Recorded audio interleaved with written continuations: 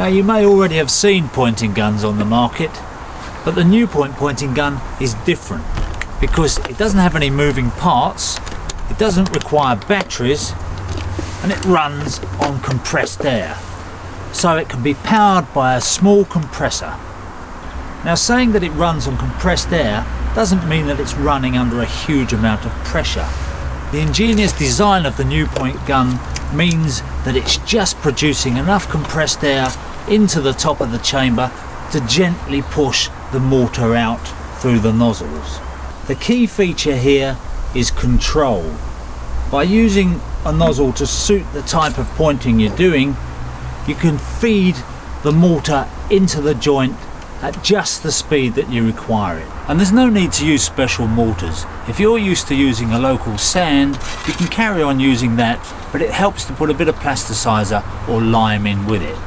But if you want consistency and absolute reliability in the results, then a bagged mortar such as that made by Mason's Mortars is ideal. The gun is supplied with 3 different nozzles.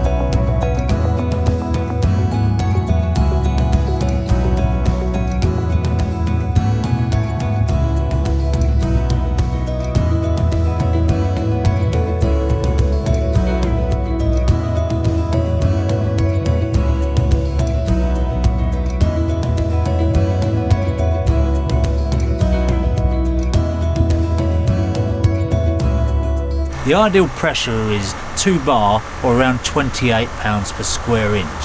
When you mix the mortars, you don't just guess the measurements. Talking to builders and bricklayers that have been using the Pnu-Point gun for some time, the things that they really appreciate about it is that it's very lightweight and easy to use. There's no vibration.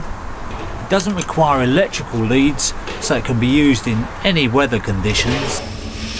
And it's very easy to clean. Unlike some other methods of pointing, the Pnu-Point gun fills from the back of the joint to the front, and this is a point picked up by architects and engineers. The joint profiles are finished in the normal way, and the usual arrangement would be for one man to be applying the mortar with the Pnu-Point gun and the other man following up, striking off or ironing in.